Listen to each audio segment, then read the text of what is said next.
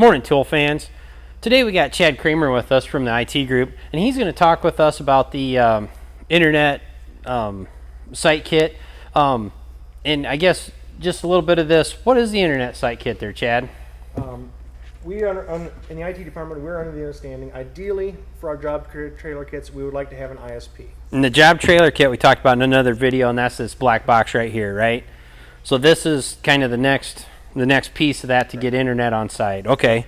We're aware that we work in a lot of remote locations and internet service providers are not always available in the area. Yep. To circumvent that, we have come up with a cellular modem kit to provide connectivity when an ISP is not available. Okay. So how's this thing going to show up on site, and what do we see? It'll come in a shipping box. So they'll come in a cardboard box just like the trailer kit. Here again, we want to keep this box? Yes. Okay, so we can ship it back in here? All right, so we'll set it over here on the floor. Inside that, you'll find a Pelican case. Inside the case, we'll have a high gain cell antenna. It'll come with a mounting bracket. Okay. The cellular modem and mounting bracket. The modem itself just twists on the bracket. It is highly important upon shipping these back that we receive these brackets back. We are currently unable to get replacements for these, so we would have to manufacture an alternative if we don't get the brackets back, and we'd like to avoid that if we can. Yeah, that makes sense. Also, we send an optional PoE along with the kit. So what's a PoE?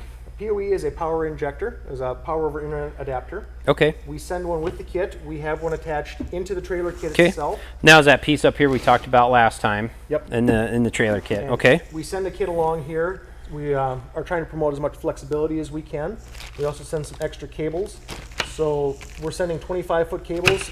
If we need to run longer than 25 foot, you may want to consider a 25 out to your connection, and then 25 into your internet connection, and that'll give you a 50-foot range. That way you can really get this outside the trailer. Okay. If length is a problem. And so that's where, so this antenna, that's where we want to mount this, is outside then? Yep. What a lot of guys have done is they've run a conduit up the side of the trailer and then mounted this to the conduit itself. Okay. So for demonstration purposes, we got this conduit here inside the training center, and we're going to mount it on this conduit.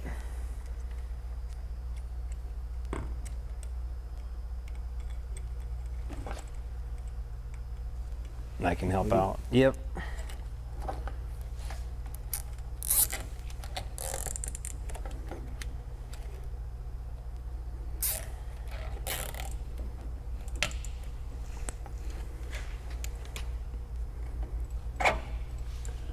Well, Jeremy is mounting that. In order to connect the modem kit itself, there is a small flap on the back of the modem. There are two screws that hold it together. Inside there is a PoE connection, and it's labeled PoE and also number 1. And you want to plug your RJ45 from your trailer kit, which goes into the PoE injector, which is also connected up to your internet port in your trailer kit. There is a waterproof bushing here and waterproofing around here. Also, your SIM card, there's a hatch here for your SIM card as well, in case we would ever need to change that out. Okay, that's good to know.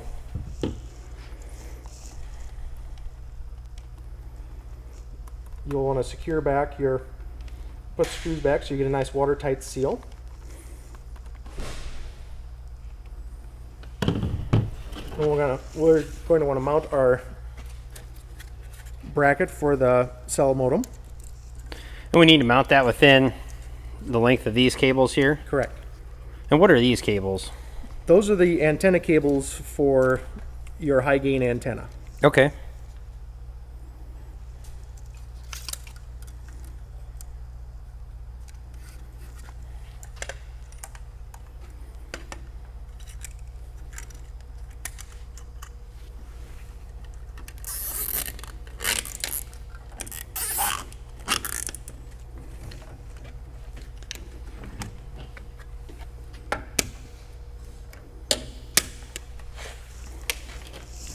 You want to mount the antenna cables to your cell modem. They just twist on. Is there any orientation as far as like an A, B, or left or right, or anything important in there? These should be universal. Okay. You will want to make sure that they're good and secure, though. All right. Why do I need them secure? If they're not secure, they won't have a good connection back up to the antenna.